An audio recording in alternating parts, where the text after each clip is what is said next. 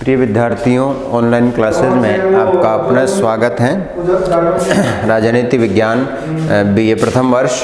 और कल हमने दबाव समूह पर चर्चा की थी। आज इस चर्चा को आगे बढ़ाते हुए दबाव समूह और राजनीतिक दल में अंतर स्पष्ट करेंगे। राजनीतिक दल और दबाव समूह में क्या अंतर है या इनके मुख्य आधार जो हैं वो किस किस आधार पर इनमें अंतर किया जा सकता है। आधुनिक लोकतंत्र में राजनीतिक दलों के समान दबाव समूह पाए जाते हैं और इनके अस्तित्व को भी अनिवार्य मान लिया गया है। जिस प्रकार लोकतंत्र के सफल संचालन के लिए राजनीतिक दल आवश्यक माने गए हैं, उसी प्रकार दबाव समूह के अस्तित्व को भी एक तरीके से स्वीकार कर लिया गया है, उसको मान्य कर लिया गया है, किंतु दोनों में पर्याप्त मात्रा में अंतर दिखाई पड़ते हैं। इस अंतर को कई सारे रूपों में हम समझ सकते हैं। सबसे पहला और सबसे प्रमुख अंतर है संगठन की प्रकृति का अंतर। संगठन की प्रकृति का अंतर। राजनीतिक दल संगठन की प्रकृति का अंतर, राजनीतिक दल और दबाव समूह।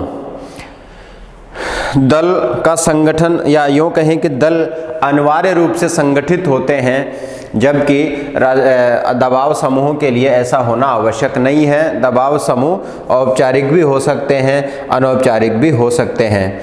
दबाव समूह संगठित अथवा असंगठित हो सकते हैं और इनके संगठन की प्रकृति हमेशा गैर राजनीतिक, गैर सरकारी होती है। इसके विपरीत राजनीतिक दल अनिवार्य रूप से संगठित होते हैं और इनकी प्रकृति राजनीतिक होती है। तो संगठन की प्रकृति का जो अंतर है वो निश्चित रूप से इस बात को स्पष्ट करता है कि दलों का एक निर्धारित संगठन उस देश की राजनीतिक व्यवस्था के अनुरूप पाया जाता है, जबकि दबाव समूह में ऐसा होना आवश्यक नहीं है।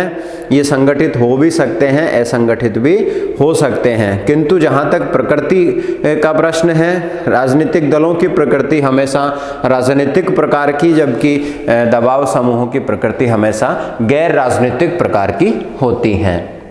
इस प्रकार संगठन के आकार और सदस्यता की प्रकृति में अंतर। संगठन के आकार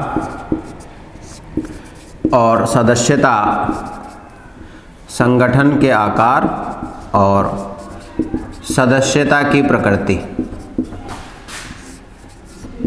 सदस्यता की प्रकृति में अंतर। संगठन के आकार और सदस्यता की प्रकृति में अंतर पाया जाता है।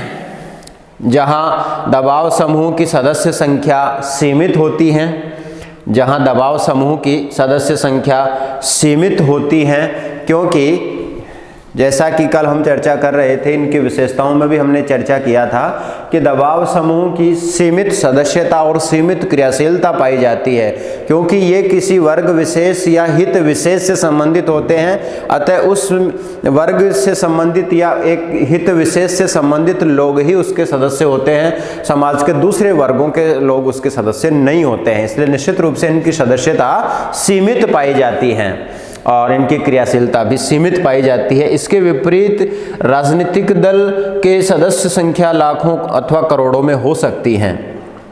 सदस्यों की संख्या में अंतर होने के कारण दबाव समूह की तुलना में राजनीतिक दल का आकार विशाल होता है, जबकि दबाव समूह का आकार सीमित होता है, लघु होता है।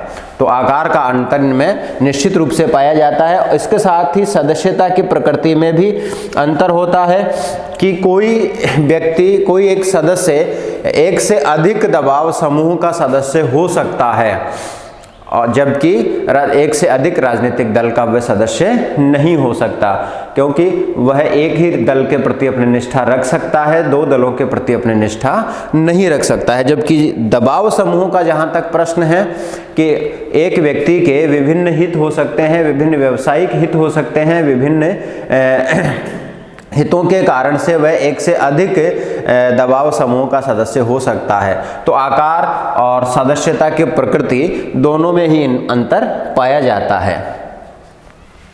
इसके अलावा उद्देश्य और कार्यक्षेत्र का अंतर, उद्देश्य और कार्यक्षेत्र का अंतर पाया जाता है। राजनीतिक दल का उद्देश्य संपूर्ण सार्वजनिक हितों की प्राप्ति और रक्षा होता है, जिसे हम राष्ट्र हित की रक्षा और वृद्धि कह सकते हैं। सिद्धांततः राजनीतिक दल का जो उद्देश्य है वो सीमित नहीं होता है, सार्वजनिक होता है, संकीर्ण नहीं होता है, किसी वर्ग विशेष से सीमित नहीं होता है, सिद्धांततः ऐसा माना जाता है। जबकि दबाव समूह का निर्माण वर्गीय हित समूह की प्राप्ति और रक्षा के लिए होता है, अतः उसका उद्देश्य भी अत्यंत सीमित और दृष्टिकोण भी संकीर्ण होता है। इसके विपरीत राष्ट्रहित की रक्षा और वृद्धि में संपूर्ण राष्ट्रीय जीवन आता है, इसीलिए उसका कार्य भी अत्यंत विशाल हो जाता है। इस रूप में उद्देश्य के अनुसार दबाव समूह वर्गीय हित की प्राप्ति और सुरक्षा के लिए कार्य करते हैं, इसीलिए संकीर्ण उद्देश्य होता है, अत्यंत सीमित होता है, जिसके अनुसार दबाव समूह का कार्यक्षेत्र एवं कार्यक्रम की सीमित प्रकृति होती है। इसी प्रकार सत्ता के प्रति दृष्टिकोण में अंतर, सत्ता के प्रति दृष्टिकोण में अंतर, सत्ता के प्रति दृष्टिकोण में अंतर। हम स्पष्ट रूप से इस बात को जान चुके हैं कि राजनीतिक दल और दबाव समूह सत्ता के बारे में दोनों का रुख, दोनों की प्रकृति, दोनों का हित अलग अलग है। राजनीतिक दल का मुख्य ध्येय, मुख्य उद्देश्य ही जो है बहुमत प्राप्त करके चुनाव में अपने उम्मीदवार खड़े करके चुनाव जीत कर बहुमत प्राप्त कर देश की शासन व्यवस्था पर अधिकार करना होता है। अगर कोई राजनीतिक दल इस कार्य को पूरा नहीं करने का प्रयास करता है या ऐसी जिज्ञासा नहीं रखता है या इसके लिए प्रयत्न नहीं करता है, तो वह राजनीतिक दल की संज्ञा से ही परे हो जाता है। वह मात्र दल हो सकता है लेकिन राजनीतिक दल नहीं। अर्थात शासन सत्ता पर अधिकार करने की इच्छा और उसके लिए प्रयास अगर कोई दल नहीं करता है तो वह मात्र दल या समूह हो सकता है, राजनीतिक दल उसे नहीं कह सकते हैं। तो निष्कर्ष रूप में हम कह सकते हैं कि शासन में शामिल होना, देश की शासन व्यवस्था पर काबिज होना, अधिकार जमाना राजनीतिक दलों का प्रमुख उद्देश्य होता है, प्रमुख लक्ष्य होता है। सत्ता के प्रति इनका यही दृष्टिकोण होता है। इसके लिए शासन सत्ता पर वो अपना प्रत्यक्ष नियंत्रण चाहते हैं और इस उद्देश्य से चुनाव में अपने उम्मीदवार खड़े करते हैं और व्यवस्थापिका में अपना बहुमत चाहते हैं, अपना मंत्रिमंडल बनाना चाहते हैं। वस्तुतः अपने इन उद्देश्यों की प्राप्ति और रक्षा के लिए ही वह केवल सत्ता में आकर के ऐसा करना चाहते हैं, उसको कर सकते हैं। इसीलिए दल सत्ता के प्रति उसमें शामिल होने के दृष्टिकोण वाले होते हैं। इसके विपरीत दबाव समूह शासन सत्ता पर प्रत्यक्ष अधिकार करने की नीति में विश्वास नहीं करते हैं, परंतु वे एक ऐसे दल को शासन में देखना चाहते हैं जो अपनी नीतियों का निर्माण और नीतियों का क्रियान्वयन इस प्रकार से करें कि उस दबाव समूह या वर्ग विशेष के हितों का संरक्षण प्राप्त हो, उसके हितों की वृद्धि हो और उसे उचित अनुचित लाभ प्राप्त हो। अतः दबाव समूह ऐसे राजनीतिक दल को चुनाव लड़ने के लिए धन देते हैं, विभिन्न मंचों पर उसका समर्थन करते हैं और सभी प्रकार से उसकी मदद करते हैं। कभी कभी दबाव समूह अपने विश्वास पात्र व्यक्ति को अपनी पसंद के राजनीतिक दल का उम्मीदवार बनाने में भी सफल हो जाते हैं। इस प्रकार दबाव समूह प्रत्यक्षतः सत्ता से बाहर रहते हैं, किंतु अपने उद्देश्यों की पूर्ति के लिए वे अप्रत्यक्ष साधन अपनाकर शासन सत्ता को अपने अनुकूल प्रभावित करने की चेष्टा अवश्य करते हैं। तो निश्चित रूप से हमें ये देखना होगा कि अगर सरल शब्दों में संक्षिप्त रूप में हम कहें तो राजनीतिक दल की रुचि शासन सत्ता पर प्रत्यक्ष अधिकार करने में होती है, जबकि दबाव समूह की रुचि शासन सत्ता पर प्रत्यक्ष अधिकार करने के न होकर के ऐसे दल को, ऐसे उम्मीदवार को चुनाव में जिताने की होती है जिसकी नीतियां उस दबाव समूह का हित रक्षण करती हों, उसके हितों का संरक्षण करती हों, उसे जो ग्रेटर इलीगल ग्रेटिट्यूड उसको देने वाली हो या उसके उद्देश्यों में कहीं ना कहीं सहायक सिद्ध होने वाला दल हो। तो ऐसे दल को वो शासक वर्ग के रूप में देखना चाहते हैं जो उनको इस रूप में मदद करता हो। इसके अलावा साधनों की प्रकृति में अंतर, साधनों की प्रकृति में अंतर,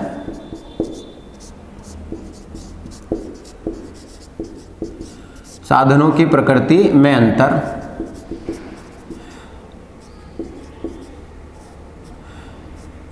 दबाव समूह किस प्रकार के साधन अपना सकते हैं और राजनीतिक दल किस प्रकार के साधन अपना सकते हैं। राजनीतिक दल कोई हिंसक, क्रांतिकारी या गैर वैधानिक साधन नहीं अपना सकते हैं। अपने उद्देश्य प्राप्ति के लिए राजनीतिक दल हमेशा वैधानिक साधनों का ही सहारा लेंगे। इसके विपरीत दबाव समूह अपने उद्देश्य प्राप्ति के लिए, जैसा कि दबाव समूह के लक्षणों में भी हमने जिक्र किया था कि दबाव समूहों का साधनों की पवित्रता, साधनों की नैतिकता और उनकी वैधानिकता में दबाव समूह का कोई विश्वास नहीं होता है, या यूँ कहें कि साधनों की पवित्रता के बारे में, उनकी वैधानिकता के बारे में दबाव समूहों का कोई पूर्वाग्रह नहीं होता है। दबाव समूह अपना हित साधन के लिए, अपने उद्देश्य प्राप्ति के लिए सभी प्रकार के उचित, अनुचित, वैधानिक, अवैधानिक साधनों का प्रयोग करने से, यहाँ तक कि हिंसक और भ्रष्टाचारी आचरण करने से भी परहेज नहीं करते हैं अपने उद्देश्य प्राप्ति के लिए, क्योंकि वह स्वार्थपूर्ण उद्देश्यों पर आधारित होते हैं जिन्हें वे सार्वजनिक रूप से स्पष्ट नहीं करते हैं। राजनीतिक दल उद्देश्य प्राप्ति के लिए वैधानिकता पर जोर देते हैं, वैधानिक साधनों पर, और राजनीतिक दलों के क्रियाकलाप भी अधिक स्पष्ट और खुले होते हैं। किंतु दबाव समूह स्वार्थपूर्ण उद्देश्यों पर आधारित होने के कारण सार्वजनिक रूप से उनको न तो प्रकट करते हैं और अपने उद्देश्य प्राप्ति के लिए संवैधानिक साधनों के साथ ही असंवैधानिक साधन भी अपनाते हैं। इसके साथ ही राजनीतिक दलों की तुलना में दबाव समूह में कार्यकलाप कम स्पष्ट और एक सीमा तक गुप्त होते हैं। तो निश्चित रूप से दबाव समूह के साधनों की प्रकृति दलों के साधनों की प्रकृति से भिन्न होती है। संगठन की आंतरिक रचना में अंतर,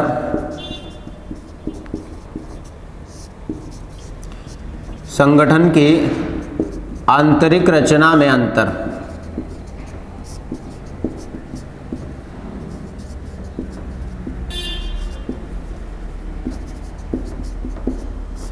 आंतरिक रचना में अंतर, दलों और दबाव समूहों का जो संगठन होता है, निश्चित रूप से आंतरिक जो संख्या है, दल की संख्या है, उद्देश्य की विस्तृतता है, संगठन का खुलापन है, उसके कारण उसके आंतरिक रचना में सजातीयता और एकता सीमित होती हैं। किंतु दबाव समूह की सदस्य संख्या सीमित होती है, उद्देश्यों में एकता होती है, संगठन में खुलेपन का अभाव होता है। अतः दबाव समूह राजनीतिक तुलना में अधिक सजातीय एवं एकता के गुण वाला होता है। क्रियाशीलता के स्तर में अंतर, नेक्स्ट, क्रियाशीलता के स्तर में अंतर, क्रियाशीलता के स्तर में अंतर। दबाव समूह किसी वर्ग विशेष, समूह विशेष या व्यवसाय विशेष के लोगों से संबंधित होते हैं, उनका कार्यक्षेत्र और प्रभाव क्षेत्र भी सीमित होता है। इसके विपरीत राजनीतिक दल का उद्देश्य सार्वजनिक हित की रक्षा और प्राप्ति होता है। सिद्धांततः इस उद्देश्य की प्राप्ति के लिए वह सत्ता पर अधिकार चाहता है। अतः कोई भी राजनीतिक दल सदैव क्रियाशील रहता है, किंतु दबाव समूह का उद्देश्य अपने से संबंधित हित साधन की प्राप्ति और रक्षा होता है। अतः इस संदर्भ में ही वह क्रियाशील रहता है। इस प्रकार जो है दबाव समूह सीमित क्रियाशीलता वाले होते हैं और राजनीतिक दल विस्तृत क्रियाशीलता वाले होते हैं और सदैव क्रियाशील होते हैं, जबकि दबाव समूह अपना उद्देश्य प्राप्त होने के बाद समाप्ति की ओर बढ़ जाते हैं, उनका अस्तित्व फिर नहीं रह जाता है। इसके बाद में दबाव समूह का मूल्यांकन, दबाव समूह की जो स्थिति है, मूल्यांकन, दबाव समूहों का मूल्यांकन।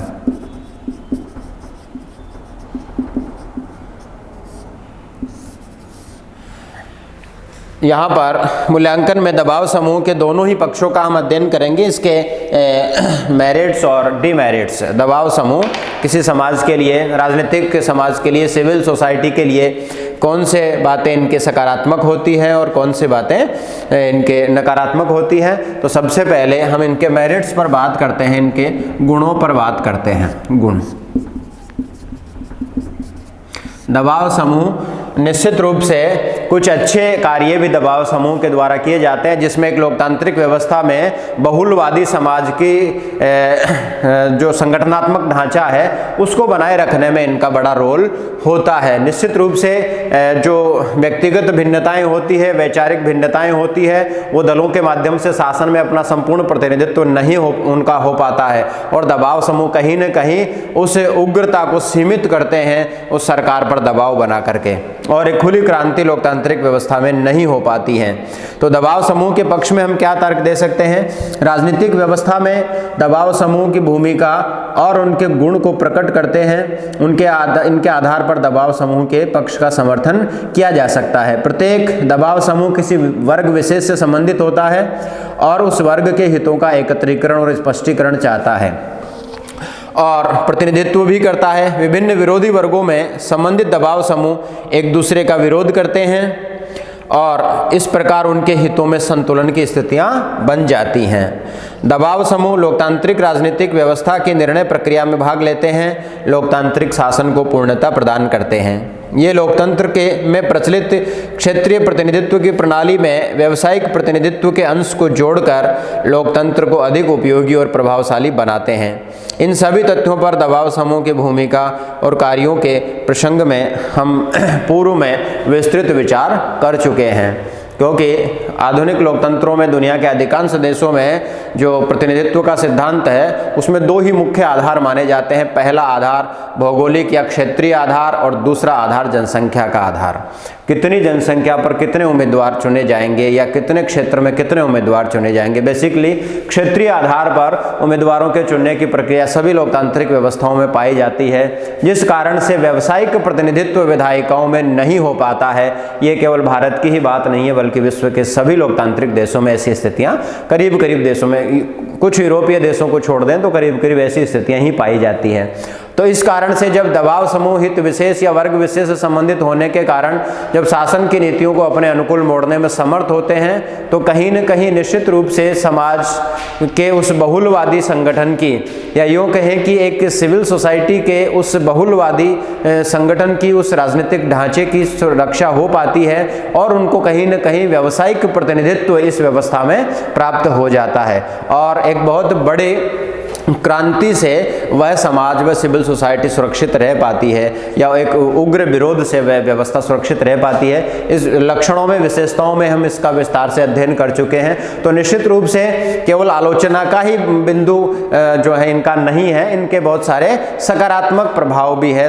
एक सिविल सोसाइटी के बहुलवादी संगठन की रक्षा करना, एक व्यावसायिक प्रतिनिधित्व देश के विधायिकाओं में या निर्वाचनों में उसके द्वारा हो पाना, या समाज के सभी समूह को प्रतिनिधित्व के संबंध में कहीं न कहीं आत्मतुष्टि प्राप्त करते हैं, प्रदान करते हैं। और इस रूप में दबाव समूह निश्चित रूप से इन गुणों के कारण लोकतंत्र की कमियों को पूरा करते हैं और यहाँ पर लोकतंत्र के अनुपूरक की भूमिका निभाते हैं। जिस प्रकार से विद्वानों ने राजनीतिक दलों के गुणों का उल्लेख किया कि दलों के बिना लोकतांत्रिक व्यवस्था का सफल संचालन संभव नहीं है, या आज तक कोई विद्वान ऐसा नहीं बता पाया है कि दल के अभाव में लोकतांत्रिक व्यवस्था का संचालन कैसे किया जा सकता है। तो उसी रूप में हम यहाँ कह सकते हैं कि लोकतांत्रिक व्यवस्था में दबाव समूह ने कहीं न कहीं लोकतंत्र की जो कमियां थी उनको सीमित करते हुए उसके एक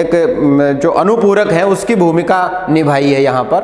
और इसके बाद में दबाव समूह के जो डीमेरिट्स है, इसके जो दोष हैं, उनकी भी चर्चा हम करेंगे।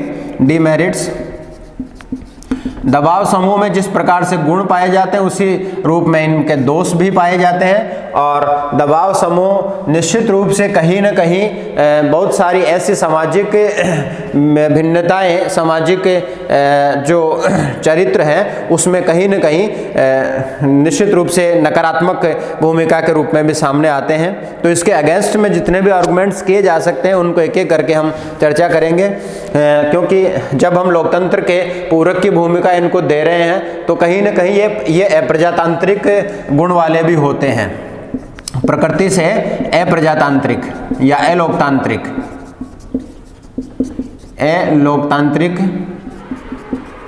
होते हैं, क्योंकि ये किसी संपूर्ण सामाजिक व्यवस्था का प्रतिनिधित्व नहीं करते हैं बल्कि समाज के एक वर्ग विशेष का प्रतिनिधित्व करते हैं, समूह विशेष का प्रतिनिधित्व इनके द्वारा किया जाता है। अपनी प्रकृति से अप्रजातांत्रिक होते हैं। प्रजातंत्र उत्तरदायित्व की मांग करता है किंतु दबाव समूह उत्तरदायी ढंग से कार्य करते हैं। वे हितों की पूर्ति के लिए अप्रत्यक्ष रूप से राजनीतिक सत्ता का प्रयोग तो करते हैं किंतु शासन, व्यवस्थापिका अथवा जनता के प्रति उत्तरदायी नहीं होते हैं। तो ये इनका अवगुण है। इसके साथ ही जो दबाव समूह है वो निश्चित रूप से विधायिका में भी ऐसी भूमिकाएं निभाते हैं या सार्वजनिक हित के विरोध में कार्य करते हैं। सार्वजनिक हित की उपेक्षा इनके द्वारा की जाती है। सार्वजनिक हित की उपेक्षा, जिस प्रकार राजनीतिक दल निश्चित रूप से राष्ट्रीय हित की रक्षा और वृद्धि के नाम पर चुनाव लड़ते हैं या उसके लिए समस्याओं का सामान्यीकरण करके जनता के सामने जाते हैं, उन मुद्दों पर वोट मांगते हैं, अपने उम्मीदवार जिता के बहुमत प्राप्त करके शासन में शामिल होकर शासन पर अधिकार करके उन नीतियों को लागू करना चाहते हैं, अर्थात सार्वजनिक हित की रक्षा, राष्ट्रीय हित की रक्षा और वृद्धि के नाम पर चुनाव लड़ते हैं। इसके विपरीत जो दबाव समूह है अपनी प्रकृति से संकीर्ण दृष्टिकोण वाले होते हैं और वे सामाजिक हित की तुलना में अपने हितों को प्रमुखता देते हैं। वे अपने संगठन और साधनों द्वारा दबाव डालकर अपने अनुचित मांगे स्वीकार करा लेते हैं और इस रूप में भले ही आम जनता के हितों की हानि हो। इसके अलावा ये भ्रष्ट साधनों का उपयोग करते हैं। भ्रष्ट साधनों का प्रयोग पूर्व में हम चर्चा कर चुके हैं। दलों का साधनों की नैतिकता, पवित्रता और उनके दबाव समूहों का साधनों की नैतिकता, उनकी पवित्रता और उनकी वैधानिकता में कोई विश्वास नहीं होता है, कोई पूर्वाग्रह नहीं होता है और अपनी हित प्राप्ति के लिए सभी प्रकार के उचित अनुचित यहाँ तक कि रिश्वतखोरी जैसे साधनों को अपनाने से भी इनको कोई परहेज नहीं होता है। तो ये एक भ्रष्ट आचरण समाज में एक शैतानी शक्ति, फ्रेडरिक महोदय ने इनको शैतानी शक्ति का नाम दिया है। समाज में शैतानी ताकतों का विकास करते हैं। कमजोर वर्गों के हितों की उपेक्षा इनके द्वारा की जाती है। कमजोर वर्गों के हितों की उपेक्षा ये सार्वजनिक हित या लोक कल्याण की बात नहीं करते हैं, ये केवल अपने वर्ग विशेष, समूह विशेष से संबंधित हितों की बात करते हैं और इस बात को पूरा करवाने के लिए अगर किसी दूसरे वर्ग को हानि होती है तो इससे इनका कोई सरोकार नहीं होता है। और दूसरे निश्चित रूप से अपने उद्देश्य पूर्ति के लिए असंगठित और संगठित दबाव समूह का जो है उसकी प्रकृति का अनुचित लाभ इनके द्वारा उठाया जाता है। राष्ट्रीय चरित्र को कमजोर करते हैं, राष्ट्रीय एकता में बाधक होते हैं। राष्ट्रीय चरित्र को कमजोर करते हैं, इसके साथ ही राष्ट्रीय एकता में भी बाधक होते हैं। राष्ट्रीय एकता में बाधक होते हैं, यह भी इनका अवगुण होता है कि यह नेशनल इंटीग्रेशन के विपरीत कार्य करने से भी इनको कोई परहेज नहीं होता है। ऐसे वर्ग होते हैं जो प्रत्यक्ष हितों में विरोध के कारण से अपने से संबंधित दबाव समूह अपने हितों की पूर्ति हेतु कठोर नीतियां अपनाता है और परस्पर विरोधी दबाव समूह में स्पष्ट संघर्ष शुरू हो जाता है। राष्ट्रीय एकता कमजोर हो जाती है और कई बार गृह युद्ध जैसी स्थितियां राष्ट्रों में उत्पन्न हो जाती है। अतीत में भारतवर्ष में भाषाई दबाव समूह ने राष्ट्रीय एकता में ऐसे ही भय उत्पन्न किए हैं और कई सारे धार्मिक दबाव समूह की नीतियां भावनात्मक राष्ट्रीय एकता के विरुद्ध कार्य करती है और इसी रूप में ये अंतर्राष्ट्रीय सहयोग और सद्भाव के भी विरुद्ध होते हैं।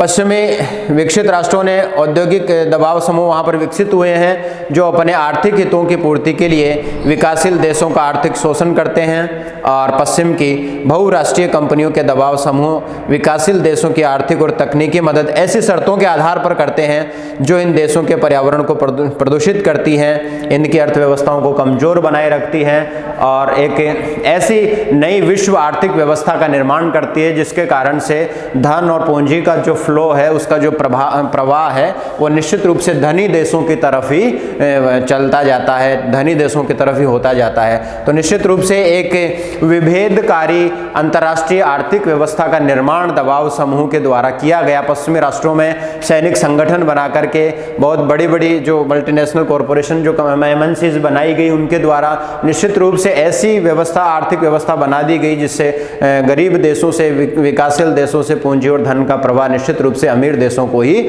होते जा रहा है। तो ये निश्चित रूप से इनका एक अंतर्राष्ट्रीय आर्थिक जो शक्ति है, या यूँ कहें कि आर्थिक समानता का जो सिद्धांत है, उसके विपरीत जो है इनके द्वारा राजनीतिक संगठन संरचनाओं का निर्माण हुआ, आर्थिक महाशक्तियों का निर्माण हुआ। तो कहीं न कहीं न केवल राजनीतिक रूप से बल्कि आर्थिक रूप से विभेदनकारी, आर्थिक रूप से असमानता पर आधारित जो वर्गों का निर्माण किया जा रहा हो रहा है, वह कहीं न कहीं इन दबाव समूह द्वारा ही उत्प्रेरित है। तो निश्चित रूप से ये इनके डिमेरिट्स कहे जा सकते हैं और निष्कर्ष रूप में हम ये कह सकते हैं कि आधुनिक युग की सभी राजनीतिक व्यवस्थाओं में जिस प्रकार राजनीतिक दलों की उपस्थिति अनिवार्य मानी गई है, उसी रूप में दबाव समूह की उपस्थिति भी स्वीकार्य कर ली गई है। यद्यपि दलों की भांति इनमें भी बहुत सारे अवगुण पाए जाते हैं, लेकिन ये एक तरीके से इन यथार्थवादी राजनीतिक दृष्टिकोण से दबाव समूह के